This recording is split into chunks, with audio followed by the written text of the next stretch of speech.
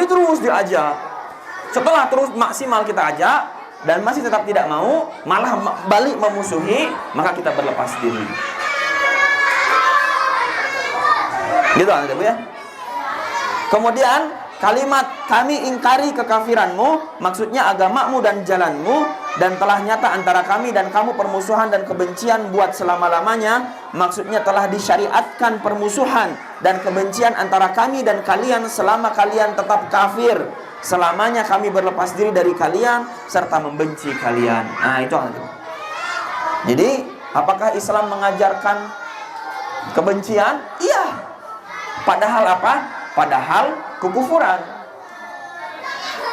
Apakah berarti kita harus bersikap benci pada semua orang-orang kafir? Tidak. Nanti ada kafir dhimmi, ada kafir harbi.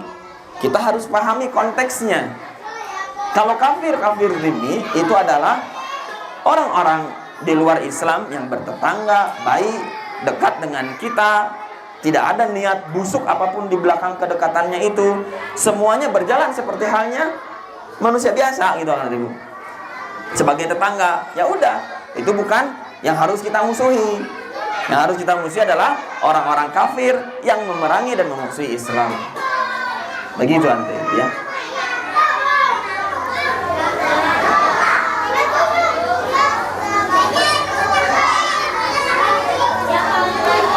Sampai kamu beriman kepada Allah saja, maksudnya adalah sampai kalian mentauhidkan Allah semata tanpa syirik dan membuang semua Tuhan yang kalian sembah bersamanya.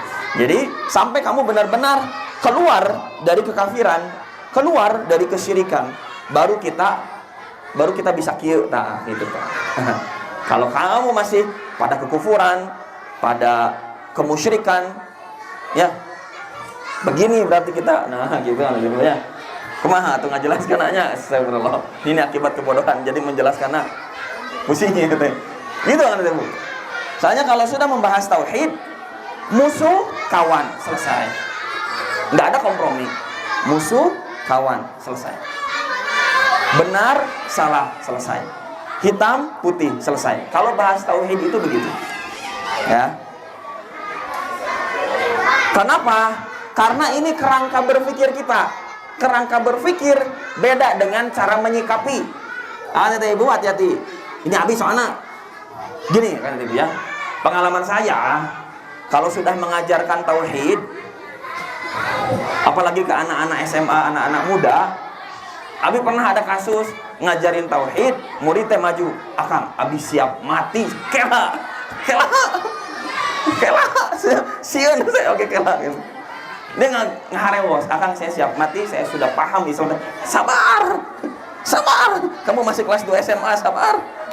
Nah, jadi dari pengalaman mengajarkan itu anak Ibu, Abi introspeksi, oh, bedakan antara kerangka berpikir dengan cara menyikapi.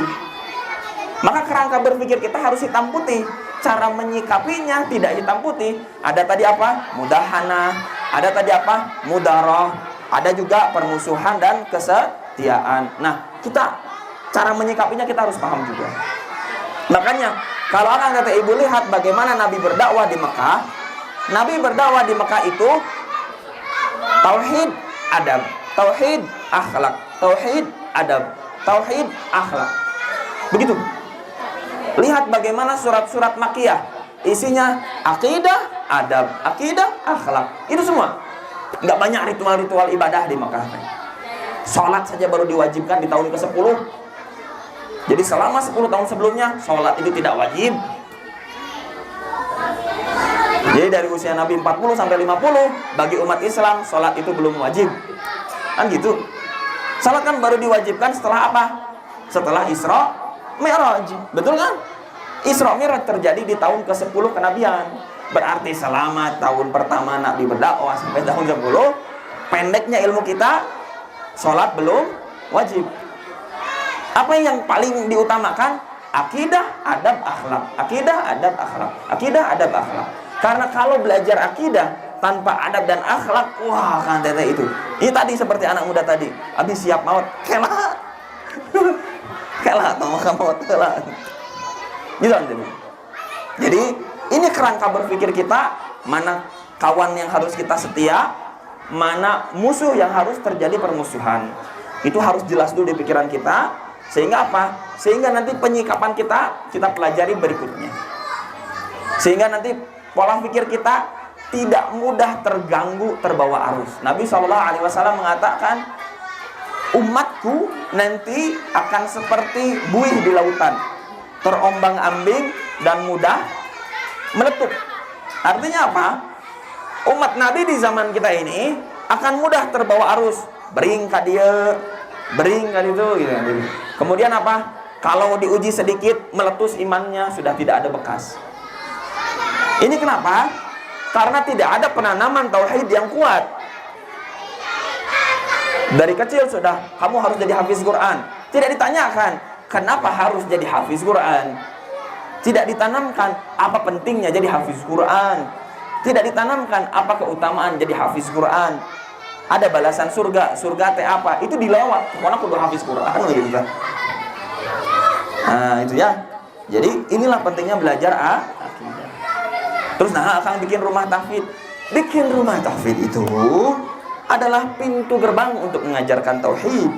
Karena kalau pintunya adalah kajian tauhid, mesti sedikit. Tapi kalau sudah dibuka dengan iqra, dibuka dengan tahsin, dibuka dengan tahfidz, maka akan mendengarkan materi yang lain, terpaksa atau sukarela. Ya, jadi anak ibu, selamat masuk dalam perangkap. Ternyata di perangkap, dibawa ke arah yang benar gitu. Maka ibu, ketika kita ngebahas soal permusuhan, kemudian juga setia pada siapa, bukan berarti kita langsung harus bersikap keras. Tidak ya, tidak. Ayat tersebut menunjukkan bahwa al-wala wal bara adalah ajaran Nabi Ibrahim yang kita diperintahkan untuk mengikutinya. Allah menceritakan hal tersebut agar kita mencontohnya. Dia berfirman, Allah Ta'ala berfirman, qad kanat lakum uswatun hasanah. Sungguh telah ada dari suri tauladan yang baik bagimu. Maksudnya adalah teladan yang baik. Pada penutup ayat Allah Ta'ala berfirman, laqad kana lakum fihim uswatun hasanah liman kana yarjullah wal yawmal akhir wa may yatawalla fa innallaha huwal ghaniyyul hamid. Aduh, akan kata ibu ya, perhatikan ayat ini penting ini. Surat Al-Mumtahanah ayat 6. Laqad kana, sesungguhnya pada lakum fihim, pada mereka itu, yaitu Ibrahim dan umatnya, uswatun hasanah, ada teladan yang baik bagimu. Liman kana, yaitu bagi orang-orang yarjullah, mengharapkan pahala dari Allah, wal yaumal akhir, dan juga keselamatan pada hari kemudian.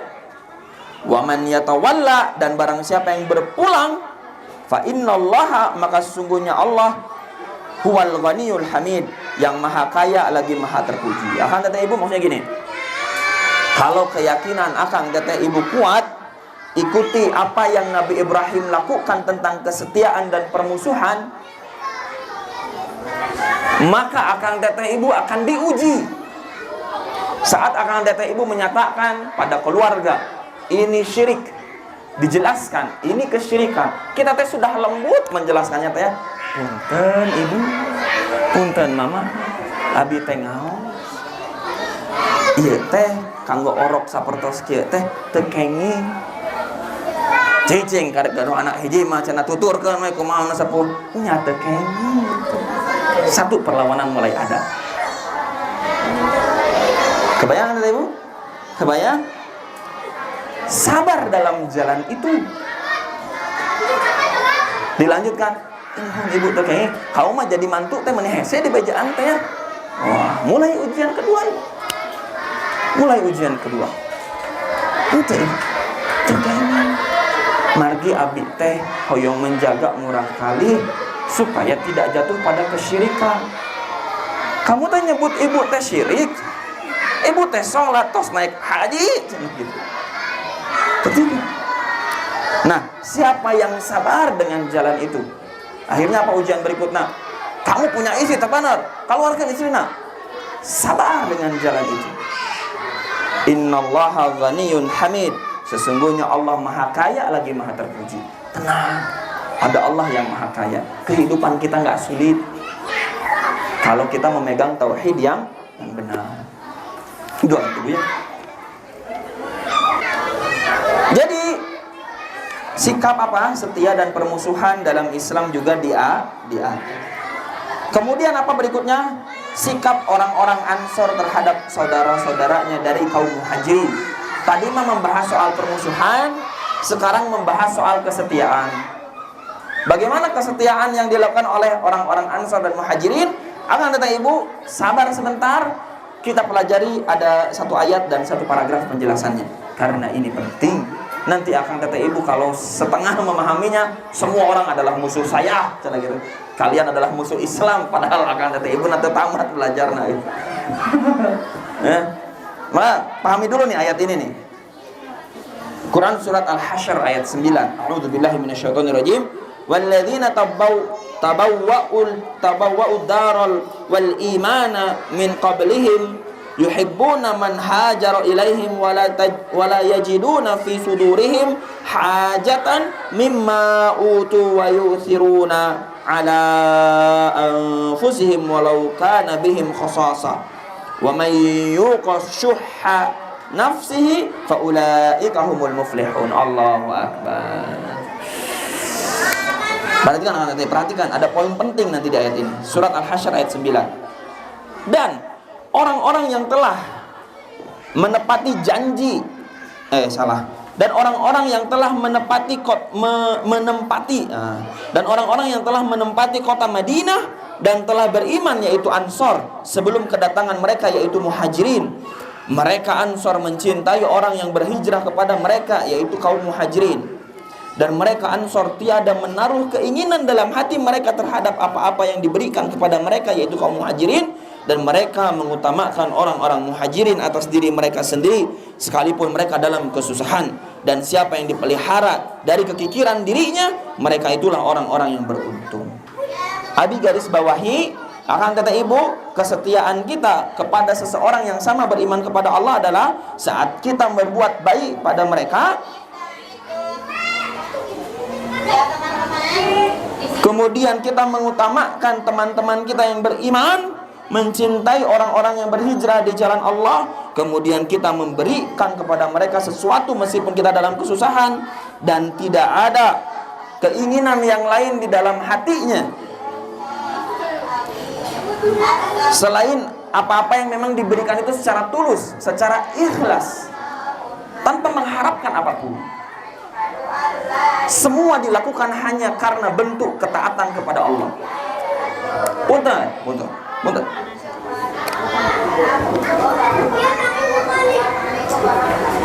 Orang tua menyayangi anaknya, membesarkan, membiayai dan sebagainya.